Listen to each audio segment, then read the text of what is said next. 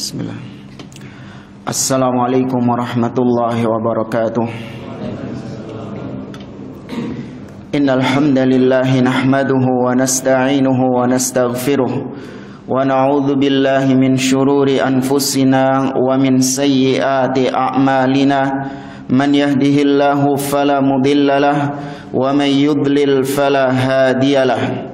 Wa ashhadu an la ilaha illallah wahdahu la syarika lah wa ashhadu anna Muhammadan abduhu wa rasuluh. Ya ayyuhalladzina amanu taqullaha haqqa tuqatih wa la tamutunna illa wa antum muslimun. Ya ayyuhan nasu taqu rabbakumul ladzi khalaqakum min nafsin wahidah wa khalaqa minha zawjaha wa batha minhuma rijalan katsiran wa nisaa wattaqullaha alladzi tasaaluna bihi wal arham innallaha kana 'alaikum raqiba.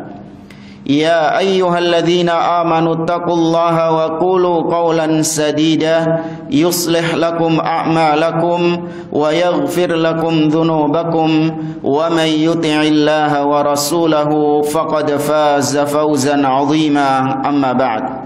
Fa inna asdaqal hadithi kitabullah wa khairal hadi hadi Muhammadin sallallahu alaihi wasallam wa syarrul umuri muhdatsatuha wa kulla muhdatsatin bid'ah wa kulla bid'atin dhalalah wa kulla dhalalatin finnar. Ma'asyiral muslimin, ikhwani fillah rahimani wa rahimakumullah. Kita melanjutkan kembali pembahasan kitab Makanatus Sunnatin Nabawiyah yang ditulis oleh Syekh Ad-Doktor Umar ibn Muslih Al-Husaini hafizahullahu taala.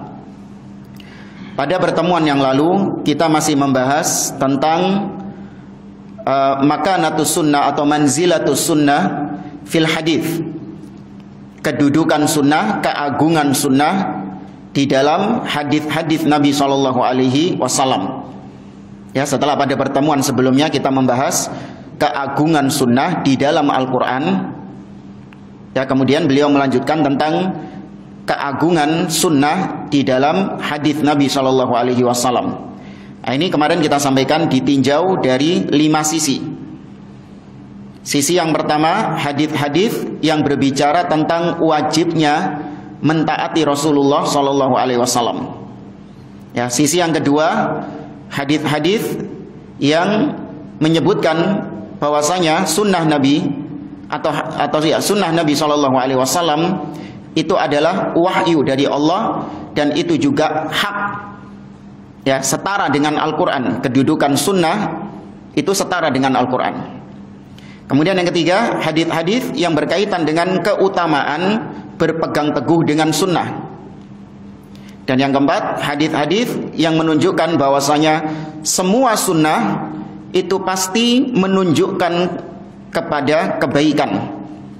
Ya, setiap sunnah itu pasti menunjukkan kepada kebaikan-kebaikan. Dan yang kelima, hadis-hadis yang berbicara tentang tahdzir, peringatan untuk tidak menyelisihi sunnah. Ya, peringatan dari Nabi Shallallahu Alaihi Wasallam untuk tidak menyelisihi sunnah beliau. Dan kita masuk ke poin yang pertama tadi. Madalla 'alal amri bi ta'atir rasuli sallallahu alaihi wasallam wa tamassuki bi sunnatihi. Dalil-dalil yang menunjukkan perintah untuk taat kepada Rasul dan perintah untuk tamassuk, berpegang erat, berpegang teguh dengan sunnahnya. Ya, kemudian beliau di sini membawakan beberapa hadis dari Nabi sallallahu alaihi wasallam. Kita masuk ke hadis yang pertama. An Abi Sa'idin ibnil Mu'alla radhiyallahu ta'ala anhu qala. Dari Abu Sa'id ibnul Mu'alla radhiyallahu ta'ala anhu, beliau menceritakan, kuntu usalli famarra bi Rasulullah sallallahu alaihi wasallam fada'ani. Kata Abu Sa'id, suatu ketika aku sedang melaksanakan sholat. Ya, yang dimaksud di sini sholat sunnah. Kemudian Rasul Shallallahu Alaihi Wasallam melewati aku. Fada'ani, tiba-tiba aku dipanggil oleh Nabi SAW, padahal aku sedang sholat tadi. Falam ati hatta shallaitu, maka aku pun tidak menggubris Nabi SAW, tidak memenuhi panggilan Nabi, tidak mendatangi beliau sampai aku selesaikan sholatku, kata Abu Sa'id ini. Tsumma ataituhu, kemudian setelah selesai sholat baru aku mendatangi Rasul SAW. Faqala, maka Nabi berkata kepadaku, ma mana'aka an ta'tiyani, wahai Abu Sa'id, apa yang menghalangimu untuk mendatangi aku tadi? Tadi ketika aku panggil, apa yang mencegahmu? Kok kau nggak mau mendatangi aku? Faqal, maka kata Abu Sa'id, inni kuntu usolli, wahai Rasulullah, sesungguhnya aku tadi sedang sholat.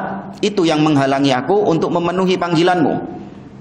Qal, maka Nabi mengatakan, alam yaqulillah tabaraka wa ta'ala, bukankah Allah subhanahu wa ta'ala berfirman di dalam surah Al-Anfal ayat 24, kata Allah, ya ayyuhalladzina amanu stajibu lillahi walir rasuli idza da'akum lima yuhyikum.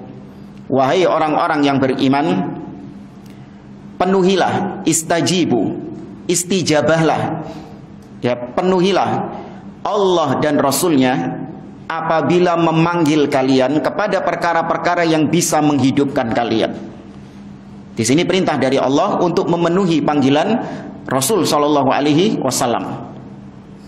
Tapi ini kalau di buku Makanatus Sunnah, hadisnya terpotong sampai sini. Ada yang tahu ini lanjutannya apa, tujuan Nabi kok memanggil Abu Sa'id Ibnul Mu'alla ini? Mengajari apa? Mengajari satu surat yang teragung. Inni u'allimuka, sesungguhnya aku akan mengajarkan kepadamu a'dhama suratin fil Qur'an qabla an takhruja minal masjid, sebelum engkau keluar dari masjid. Ya, ini riwayat ini juga disebutkan oleh Al-Imam Ibnu Katsir di dalam tafsirnya tentang salah satu keutamaan surah Al-Fatihah. Nah, ini kita mau teruskan ya hadisnya. Di sini kita ambilkan dari kitab Tafsirun wa Bayanun li a'dhami suratin fil Qur'an oleh Syekh Muhammad bin Jamil Zainu rahimahullahu taala. Nah, ini disebutkan tentang hadis ini karena ini keutamaan surat Al-Fatihah. Ya, lanjutan hadis tadi. Ya, Nabi mengatakan la u'allimannaka a'dhama suratin fil Qur'an qabla an takhruja minal masjid. Kata Nabi, wahai Abu Sa'id, aku akan memberitahukan kepadamu, aku akan mengajarkan kepadamu surat yang teragung di dalam Al-Quran sebelum engkau keluar dari masjid. Qal fa akhadha biyadi, maka beliau pun menggandeng tanganku.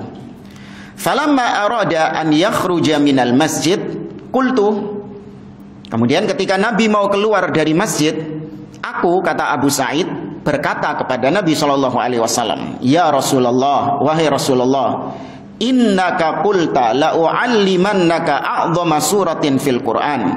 Wahai Rasulullah, tadi engkau mengatakan kepadaku bahwa kau akan memberitahukan, mengajarkan surat yang paling agung di dalam Al-Quran sebelum keluar dari masjid. Nah, ini sekarang kau mau keluar dari masjid. Ini berarti diapakno sama Abu Sa'id? Ditagih. Ya, ditagih sama Abu Sa'id. Ilmu yang ditagih, bukan fulus. Awas.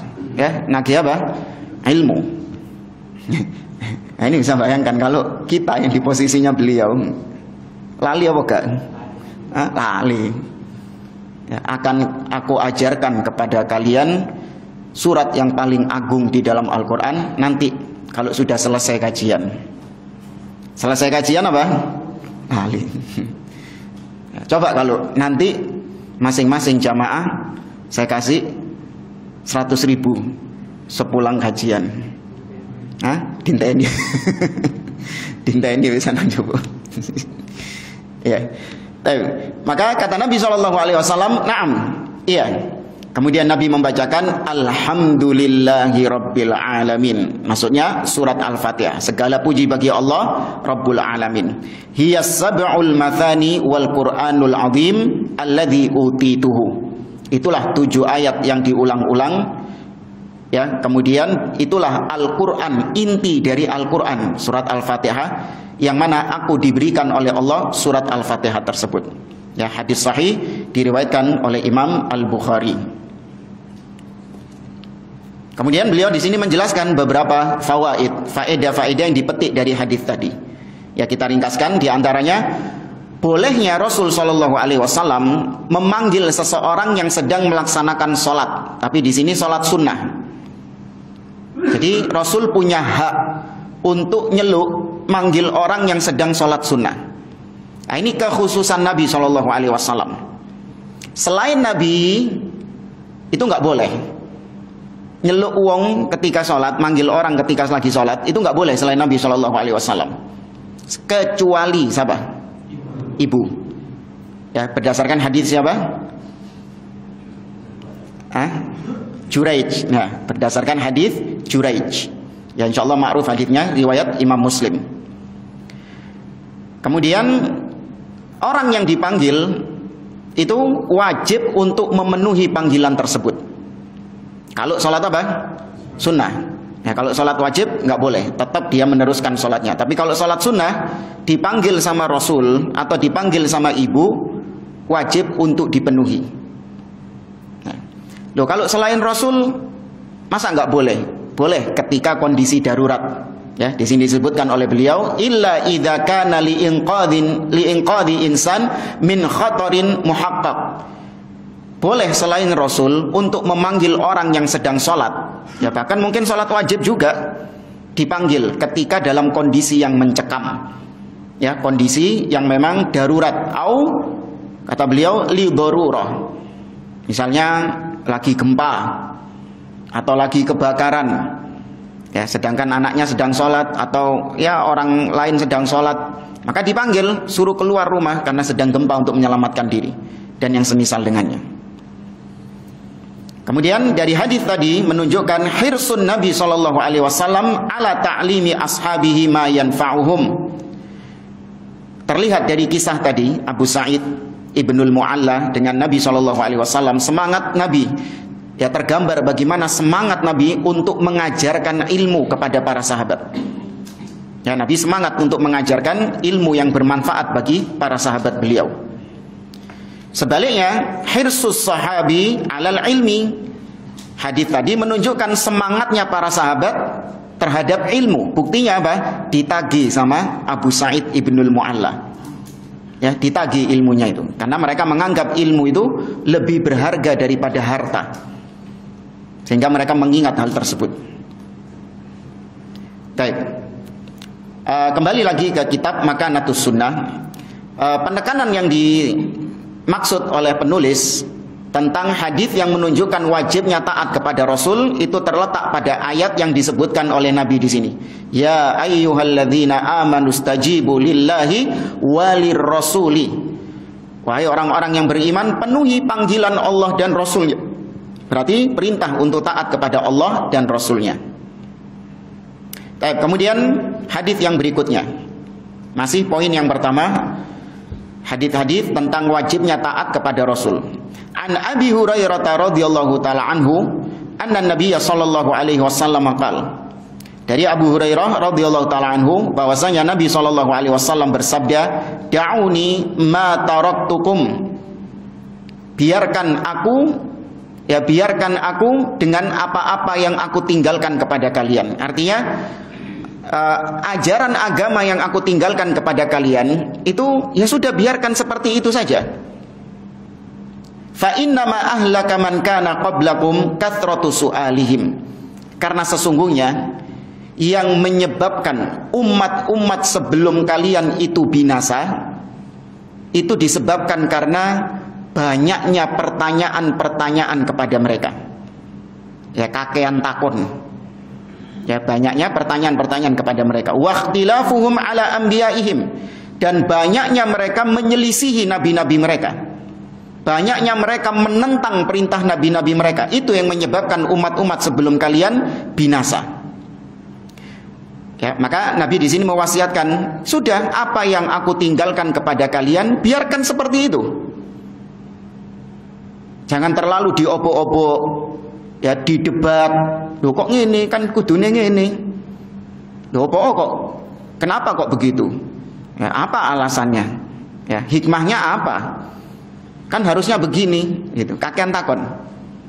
Ya, kenapa kok warisan itu laki-laki lebih banyak daripada perempuan? Kan sekarang perempuan juga kerja, ya kan?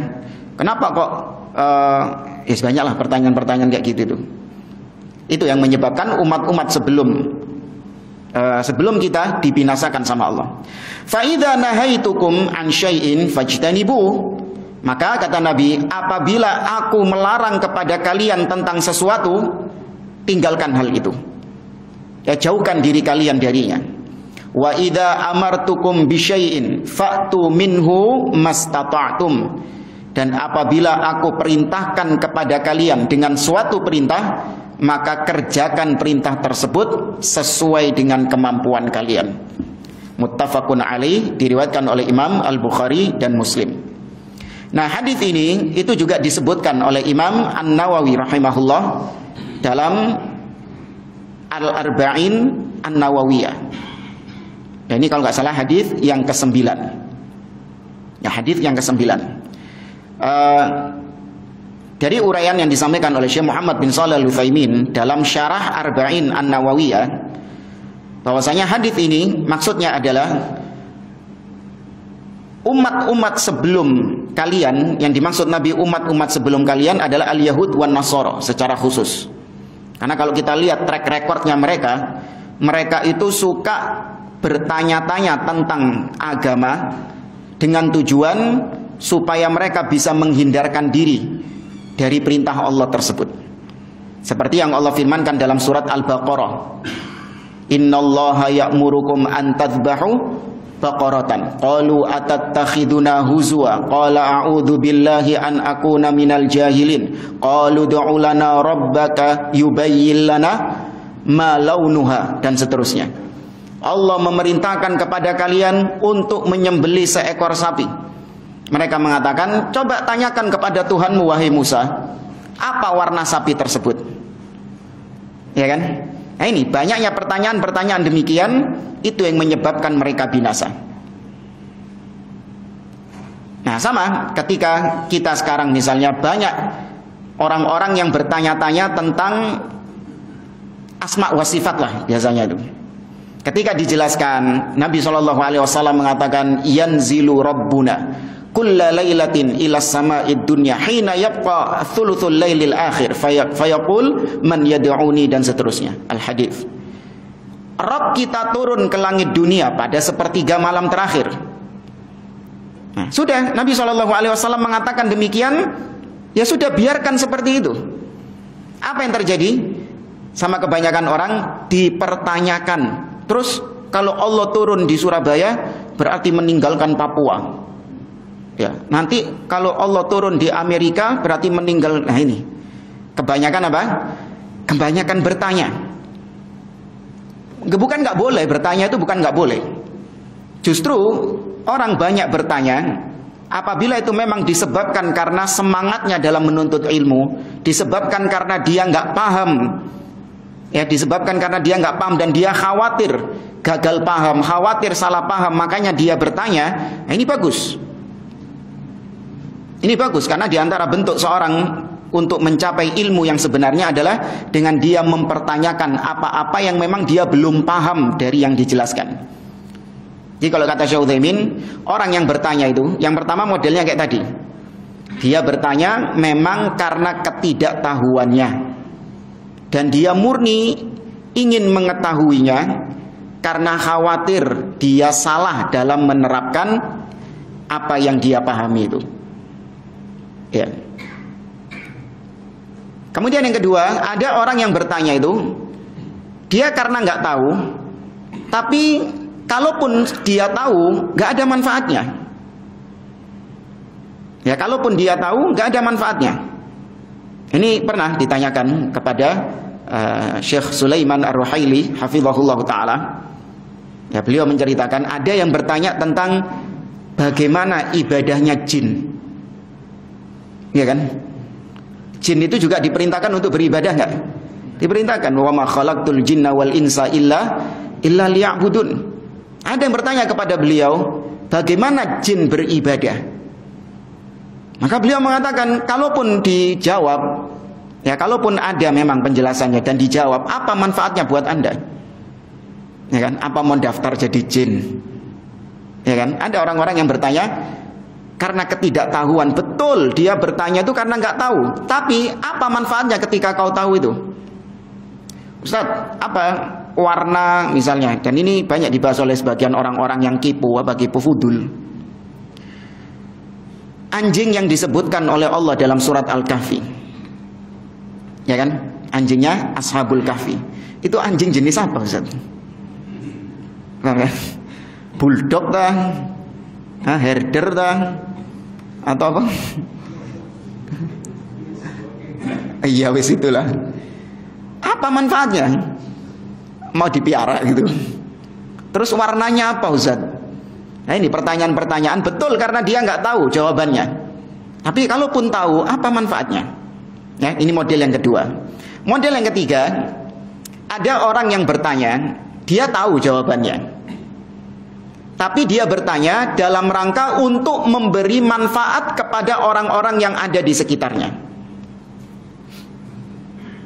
Tahu ya maksudnya ya? Dia tahu jawabannya, tapi dia berharap supaya orang-orang yang ada di sekitarnya itu mendapatkan faedah dari jawaban tersebut. Seperti siapa ini? Naam, Hasan, Jibril. Ketika bertanya kepada Nabi, akhbirni anil iman. Ya Muhammad, wahai Muhammad, beritakan kepadaku tentang iman, apa itu Islam, apa itu ihsan, dan seterusnya. Di akhir hadis Nabi mengatakan, huwa Jibril, dia adalah Jibril. Atakum liyu'allimakum amrodinikum. Dia datang kepada kalian untuk mengajarkan kepada kalian perkara-perkara agama kalian. Loh, padahal Jibril mek takon tok. Padahal Jibril cuma nanya, yang ngajari, yang jawab siapa? Rasul Shallallahu Alaihi Wasallam. Tapi Nabi mengatakan Jibril datang untuk mengajarkan kepada kalian. Jibril sudah tahu. Ya. Nah, model yang keempat ini adalah bertanya dalam rangka untuk memberi syubhat kepada orang-orang yang hadir. Ya, bertanya untuk memberikan syubhat, keraguan-raguan. Ini siapa? Ulama siapa yang pernah ditanya sampai akhirnya diusir dia? Imam Malik rahimahullah. Ya, ditanya oleh seseorang di majelisnya tentang kaifastawa, bagaimana Allah beristiwa. Maka Imam Malik mengusir orang tersebut karena orang ini memang bertanya dalam rangka untuk menebarkan syubhat. Hal yang sama juga terjadi pada seorang yang pernah dipukul sama Khalifatur Rasyid Umar ibn Khattab radhiyallahu ta'ala anhu dengan pelepah kurma sampai berdarah. Siapa nama orangnya? Bertanya tentang apa maknanya wadzariyati dzarwa wal mursalati urfa, atau ayat-ayat yang mutasyabihat seperti itu.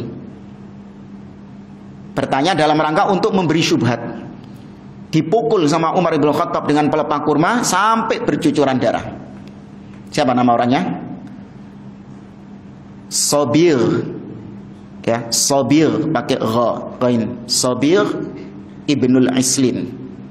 Ya, Sobir dipukul sama Umar karena suka bertanya, tapi pertanyaannya itu apa ya? Paham ya maksudnya model-model kayak gini ya? Untuk memberikan keraguan-raguan, syubhat. Bukan karena dia nggak tahu. Ya, bukan karena ingin mencari ilmu, enggak, untuk memberikan syubhat kepada yang ditanya tersebut. Dipukul sama Umar sampai bercucuran darah, tapi dia berterima kasih setelah itu kepada Umar bin Khattab. Ketika terjadi pemberontakan Khawarij, maka orang ini bersyukur kepada Allah Subhanahu wa taala atas perbuatannya Umar kepada beliau. Syubhatnya itu hilang semuanya, sehingga dia nggak terpengaruh akidahnya Khawarij berkat Umar ibn Khattab. Tapi ini buat penguasa ya. Ya, buat pemimpin. Umar ketika itu pemimpin. Ya, hukuman kepada ahli bidah, penebar syubhat itu dihukum dipukul, bahkan sampai ada yang dibunuh, seperti yang dilakukan oleh Khalid bin Abdullah Al-Qasri. Membunuh siapa ketika Idul Adha? Bukan Jaham, gurunya Jaham bin Safwan. Ja'ad ibn Dirham, ya, dibunuh ketika hari raya Idul Adha. Itu boleh bagi penguasa. Adapun kita hanya sebatas mengingkari dengan lisan, bukan dengan tangan. Itu tadi tentang kebanyakan bertanya. Waqtilafuhum ala anbiya'ihim. Oh ya, kurang tadi yang kelima. Tanya buat ngetes ustadznya. Ya, ada tanya buat ngetes ustadz. Eruh gak ustadz ini? Ya. Wah, gak eruh ustadz ini. Ada yang modelnya kayak gitu. Waqtilafuhum ala anbiya'ihim. Mereka binasa karena mereka suka menyelisihi nabi-nabi mereka, yakni ahlul kitab, Yahudi dan Nasara. Mereka dibinasakan oleh Allah karena suka menyelisihi nabi-nabi mereka. Nabinya memerintahkan A, mereka justru melakukan Z. Ya, nabinya melarang, justru mereka kerjakan. Itu kebiasaan orang-orang ahlul kitab sampai sekarang. Demikian kelakuan mereka. Qatalahumullah. Maka kata Nabi, apabila aku melarang kalian dengan suatu larangan, maka tinggalkan. Dan apabila aku memerintahkan kalian dengan suatu perintah, maka kerjakan mastata'tum, sesuai kemampuan kalian. Di sini ada lihat perbedaannya enggak? Ketika larangan, Nabi tidak menyebutkan tinggalkan semampu kalian. Tapi ketika menyebutkan perintah, maka Nabi menambahi mastata'tum, kerjakan semampu kalian. Kenapa kok beda gitu?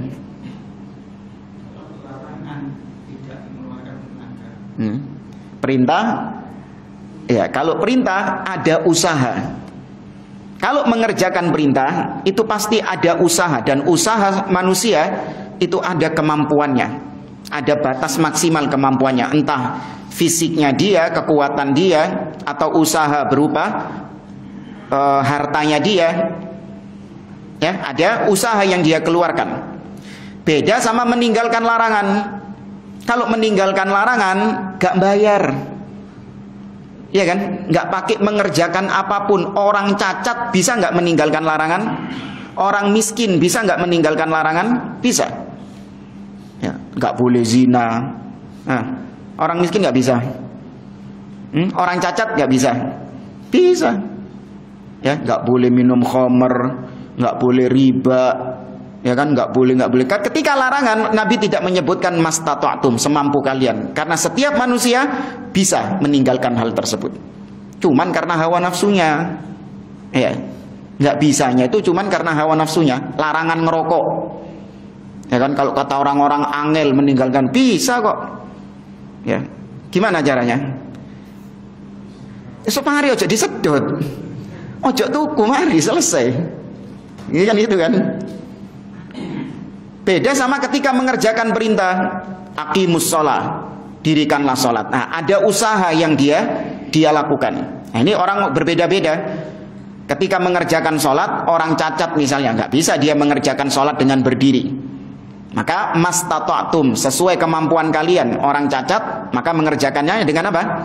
Duduk atau tertidur. Sholli qa'iman fa illam tastati' fa qa'idan fa illam tastati' fa 'ala janbin, atau tertidur berbaring, kata Nabi. Demikian juga haji misalnya. Ya, sesuai kemampuan, baik kemampuan fisik ataupun kemampuan finansial. Nah, tapi itu beberapa faedah-faedah dari hadis yang kedua. Kemudian jamaah rahimani wa rahimakumullah, di hadis yang ketiga, ya, di hadis yang ketiga dari Jabir bin Abdullah radhiyallahu taala anhu.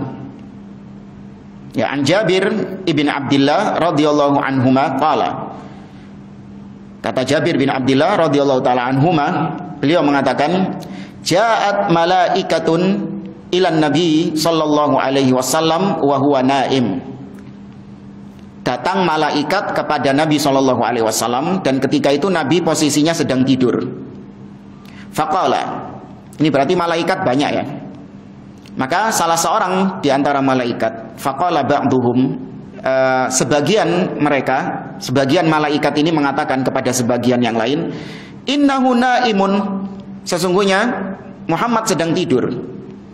Wa qala ba'dhum, sebagian malaikat lain menimpali, innal aina naimatun wal qalba yaqdhan. Sesungguhnya kedua matanya memang tidur, tapi hatinya terjaga.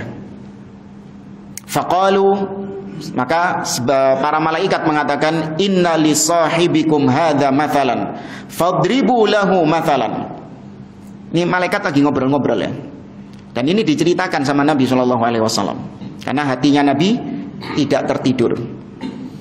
Maka sebagian malaikat tadi mengatakan, sesungguhnya sahabat kalian ini, maksudnya Nabi SAW, itu adalah perumpamaan. Dia ini mathal, perumpamaan. Maka buatkan bagi dia perumpamaan. Fadribu lahu mathalan, buatkan bagi dia perumpamaan. Faqala ba'duhum, sebagian mereka mengatakan, ya innahu naim, tapi gimana dia lagi tidur ini? Wa qala ba'duhum innal aina naimatun wal qalba yaqdhan. Sama seperti tadi, sesungguhnya matanya tok yang tidur, tapi hatinya terjaga. Faqalu, maka mereka pun memberi permisalan. Ya, ini permisalan Nabi SAW. Mathaluhu kamathali rajulin. Permisalan dia, yakni Nabi Muhammad SAW, seperti seseorang bana daron, yang membangun rumah. Wa ja'ala fiha ma'dubatan, dan di rumah itu ada hidangan-hidangan makanan. Dihidangkan berbagai macam makanan-makanan. Wa ba'atha da'iyan, kemudian sang pemilik rumah, ya sang pemilik rumah itu mengutus seseorang yang menyeru, yang memberikan info, yang menyebarkan info, atau ya yang menyeru, yang memanggil. Apa panggilannya? Atau apa kata beliau? Faman ajabad da'i dakhalad dar. Barang siapa yang memenuhi panggilan orang tadi, maka dia dipersilahkan masuk rumah. Rumah yang penuh apa tadi? Hidangan makanan itu. Wa akala minal ma'dubah, dan dia boleh masuk rumah dan ngincipi atau memakan makanan yang ada di dalam rumah tersebut. Ini bagi yang memenuhi panggilan dai, panggilan yang menyeru tadi. Wa man lam yujibid da'iyah lam yadkhulid dar wa lam yakul minal ma'dubah. Tapi barang siapa yang tidak memenuhi panggilannya, maka dia nggak boleh masuk rumah, dan dia nggak akan memakan hidangan-hidangan makanan yang ada di dalam itu. Faqalu, nah ini permisalannya. Wis nangkep nggak ceritanya tadi? Ya Pak, dibaleni lagi dah. Baleni lagi ya. Diulangi lagi ya. Baik. Jadi permisalan Nabi itu seperti ada orang bangun rumah. Nah, orang yang bangun rumah ini itu nanti diibaratkan Allah, bukan beliau menyamakan dengan Allah, enggak. Ini permisalan. Ada orang bangun rumah, kemudian rumahnya ini penuh dengan hidangan-hidangan makanan. Ya. Nah, yang bangun rumah tadi nyuruh orang, celuken wong-wong kampung, panggil orang-orang kampung, ya, untuk makan makanan di rumahku ini. Nah, maka apa istilahnya? Bukan pesuruh, ya pesuruh ya. Maka pesuruh tadi manggil orang-orang, ayo makan. Siapa yang mau makan, fadhol, masuk rumah ini. Ya, diundang sama orang rumahnya. Barang siapa yang memenuhi undangannya, maka dia dipersilahkan makan, enggak? Silakan. Tapi ada orang-orang yang enggak mau memenuhi panggilannya. Enggak, anak gak gelem. Maka kalau dia nggak mau memenuhi undangan, berarti dia nggak dapat makanannya. Nah, paham ya permisalannya ya? Nah, ini baru jawabannya di sini. Faqalu awwiluha lahu yafqaha. Sebagian malaikat mengatakan, coba takwilkan, artinya tafsirkan permisalan tadi. Faqala ba'duhum, ya, innahu naim, wa qala ba'dhum innal aina naimatun wal qalba yaqdhan. Coba pahamkan kepada Muhammad ini, apa permisalanmu tadi itu? Kata malaikat yang lain, ya dia naim, dia tidur. Sebagian lain mengatakan yang tidur cuman matanya tok, hatinya tetap bangun. Faqalu, maka mereka pun mengatakan faddaru al-jannah. Rumah yang tadi kita ceritakan itu ibaratnya adalah surga. Ya, rumah tadi itu adalah surga. Nah, berarti yang bikin siapa tadi? Allah Subhanahu wa taala. Yang duwe rumah tadi itu, pemilik ownernya rumah tadi itu Allah Subhanahu wa taala. Nah, pemilik surga Allah. Wadai, adapun pesuruh sing dikongkon nyeluk mau iku Muhammad sallallahu alaihi wasallam. Dia adalah Nabi Muhammad sallallahu alaihi wasallam. Berarti kesimpulannya faman ata'a Muhammadan sallallahu alaihi wasallam faqad ata'a Allah. Barang siapa yang mentaati Muhammad sallallahu alaihi wasallam, yaitu tadi disuruh masuk rumah, banyak makanan. Barang siapa yang mentaatinya, berarti dia sedang mentaati Allah. Karena yang nyuruh Nabi sallallahu alaihi wasallam siapa? Allah. Yang nyuruh orang tadi manggil orang kampung buat makan, ya yang punya rumah itu. Maka barang siapa yang mentaati Muhammad, maka dia mentaati Allah. Wa man 'asa Muhammadan sallallahu alaihi wasallam faqad 'asallah. Tapi barang siapa yang mendurhakai Muhammad sallallahu alaihi wasallam, berarti dia mendurhakai Allah. Wa Muhammadun sallallahu alaihi wasallam farqun bainan nas. Dan Muhammad sallallahu alaihi wasallam itu adalah farqun. Kalau di bacaan riwayat yang lain, wa Muhammadun farraqa bainan nas. Ya, kalau dibaca tadi farqun bainan nas, Nabi Muhammad itu adalah pembeda di antara manusia. Artinya Nabi yang menjadi barometer yang membedakan manusia yang satu dengan manusia yang lain. Membedakan antara ahlul jannah dengan ahlun nar, itu Nabi SAW yang jadi timbangannya, bukan hawa nafsu, bukan perasaan. Ya, jadi barometer, ya, farqun bainan nas, pembeda di antara manusia. Barometernya Nabi SAW. Yang taat kepada Nabi, maka dia adalah ahlul jannah insyaallah. Dan yang mendurhakai Nabi, yang menyelisihi Nabi, dia terancam ahlun nar. Ya, maka jangan salah menjadikan timbangan dalam menilai hak atau batil. Timbangannya tetap dalil. Ahlus sunnah itu timbangannya adalah qaul Allah wa qaul Rasul, dan apa yang dipahami oleh para salaf. Bukan berdasarkan ucapan fulan, berdasarkan ucapan alan. Ini timbangan-timbangan yang ngawur, timbangan yang enggak syar'i. Atau berdasarkan keumuman manusia, berdasarkan mayoritas kebanyakan manusia, ini bukan tolak ukur. Timbangan yang error ini, ya kan? Antum mau nimbang badan pakai timbangan beras, iya sih, timbangan di toko-toko meracang guys ini, ya kan? Terus ada ini nih sing dari itu ceduk setengah kilo, ceduk 1 on itu. Nimbang badan pakai timbangan itu, ya apa bisa? Nah, ini timbangannya salah, timbangannya keliru. Atau ada yang lebih ngawur lagi, ketika seorang menimbang dengan akal. Dalil ditimbang dengan akal. Harusnya akal yang ditimbang dengan dalil. Itu ibarat seperti daging, ya daging jadi timbangan untuk menimbang timbangannya.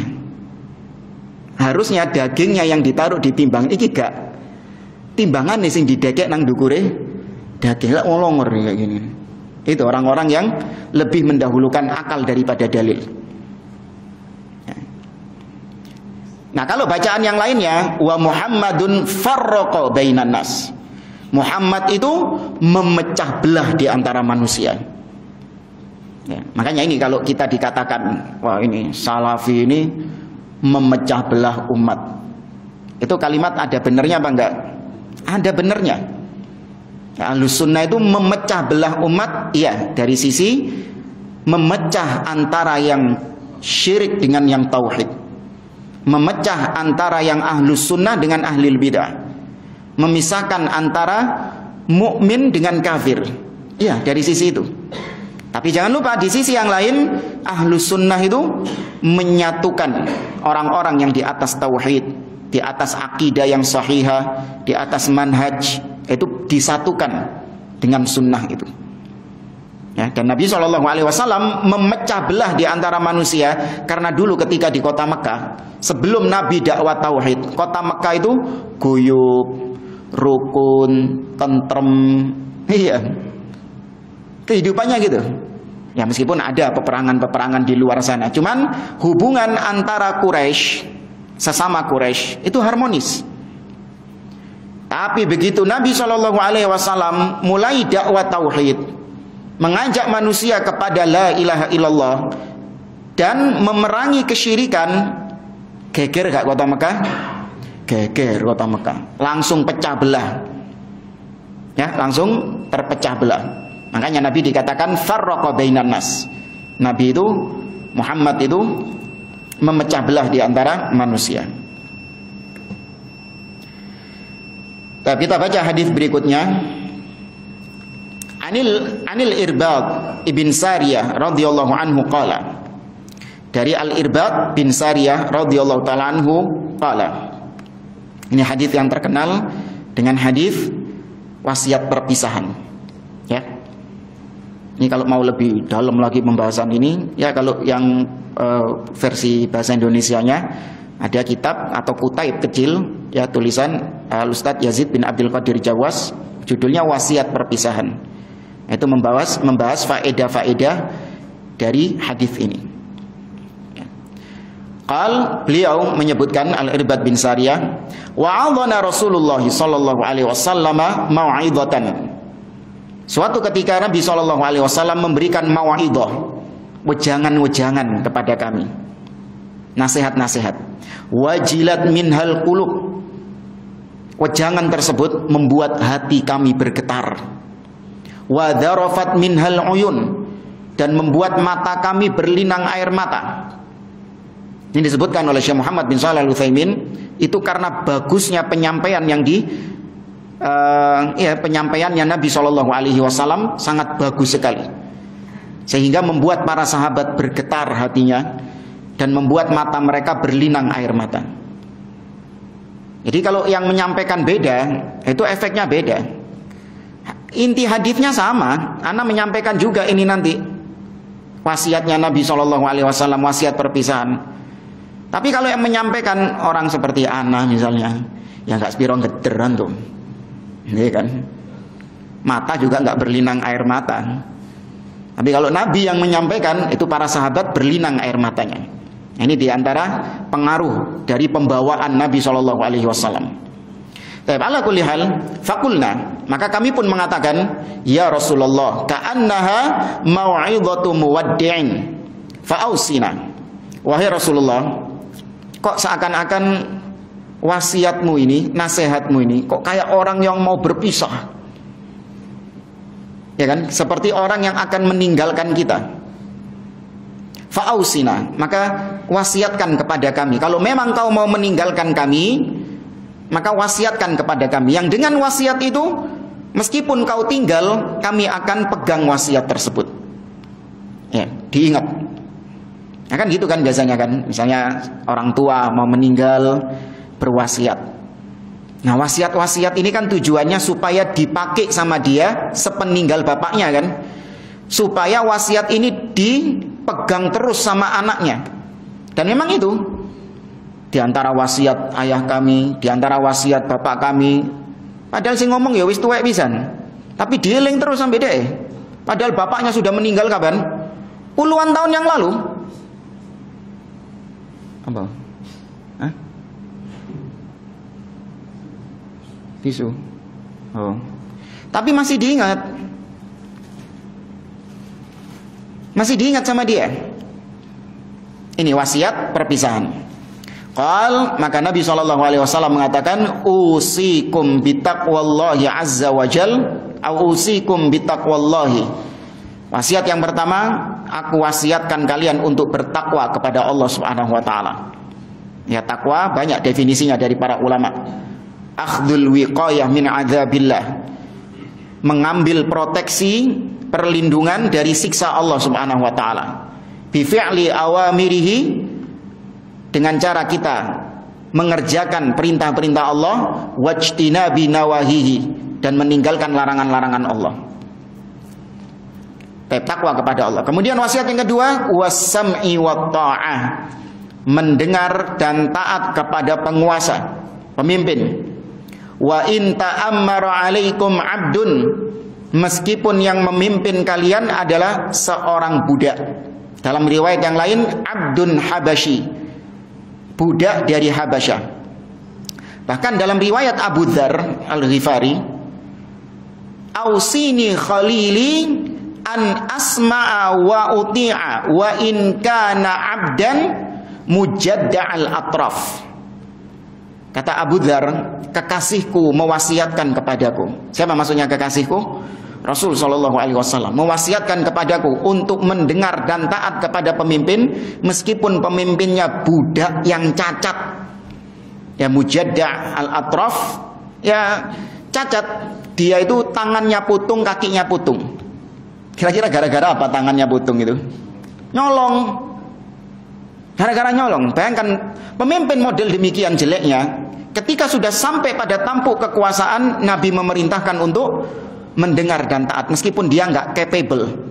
Dia sebenarnya secara fisik, secara kecerdasan, dia sebenarnya nggak layak untuk jadi pemimpin.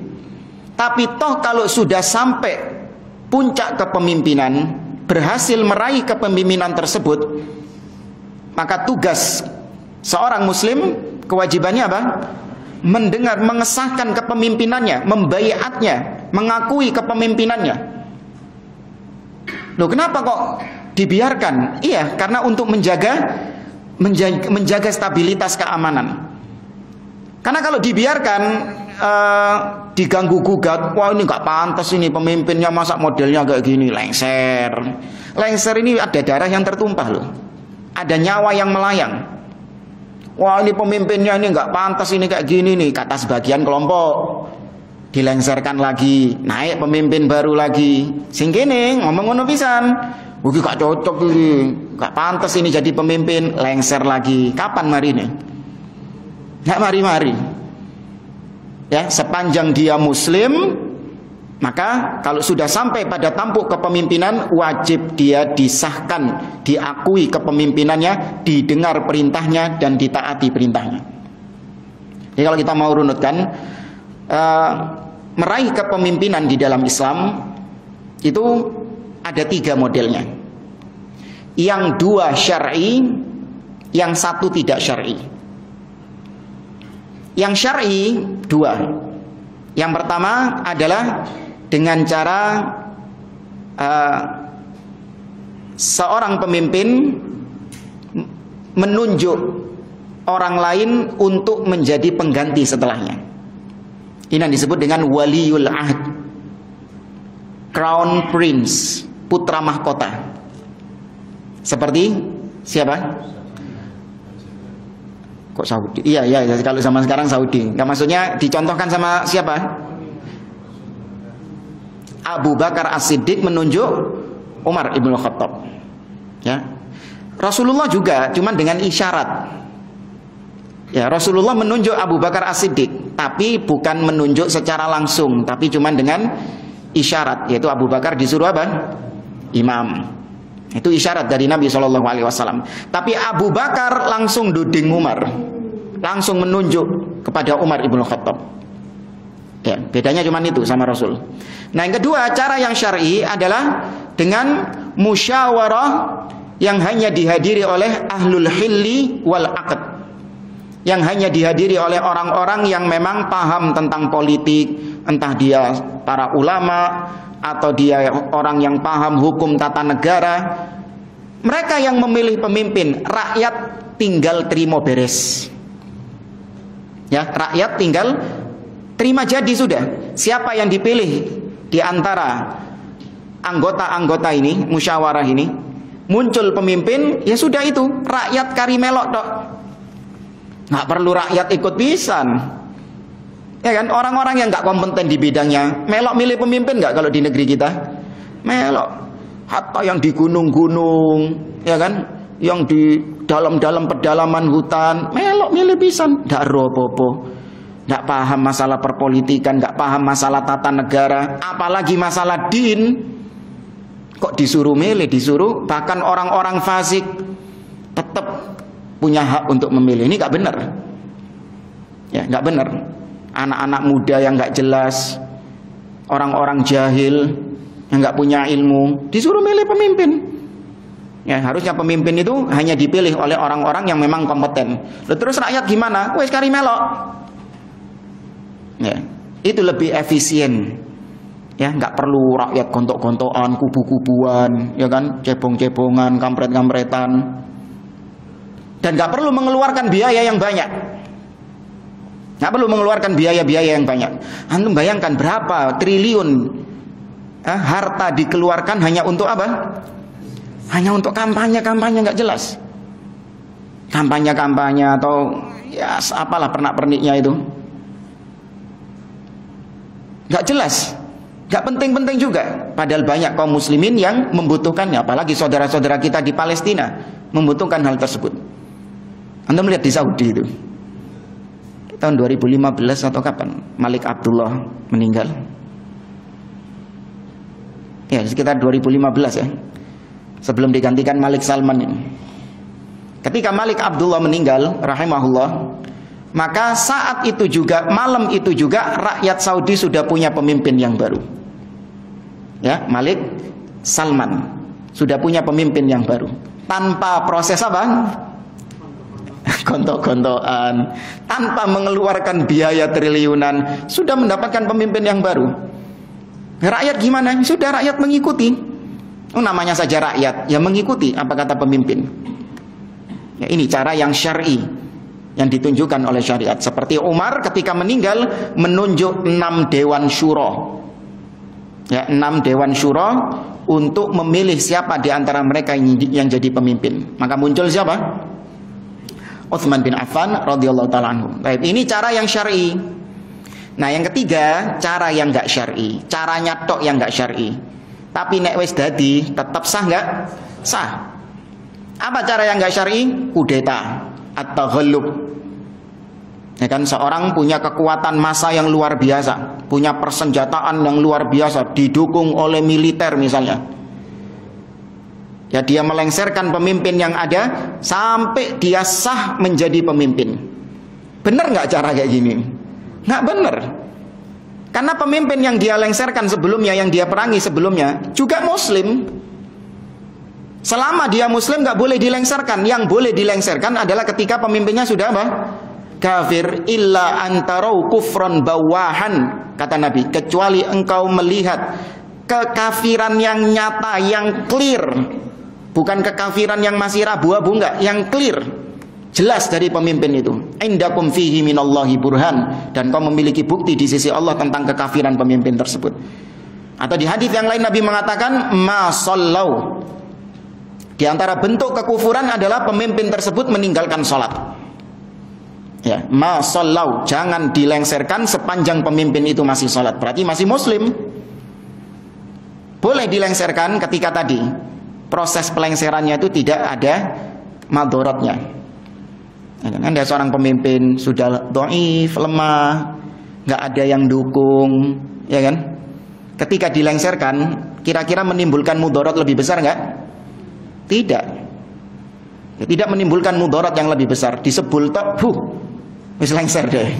Nah, seperti ini baru boleh dilengsarkan. Tapi kalau pemimpin yang kafir tadi masih punya pendukung, masih punya kekuatan, sedangkan yang mau melengsarkan ini nggak punya kekuatan, apa yang terjadi? Babak belur.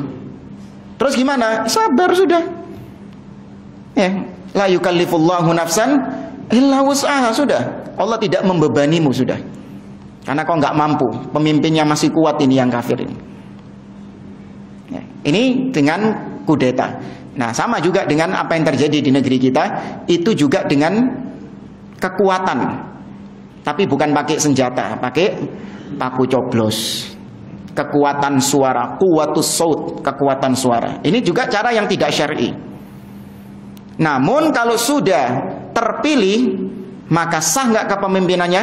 Sah kalau dia muslim, diakui kepemimpinannya. Nah, terus kan nggak syar'i, ya itu urusan dia sama Allah Subhanahu Wa Taala. Yang penting dia sudah sampai pada puncak kepemimpinan, tugasmu adalah mentaatinya. Ya, saya kira ini insyaallah kita lanjutkan tentang hadis Irbad ini di pertemuan berikutnya, karena banyak sekali pelajaran-pelajaran akidah dan manhaj. Subhanakallahumma wa bihamdik asyhadu an la ilaha illa anta astaghfiruka wa atubu ilaik. Assalamualaikum warahmatullahi wabarakatuh.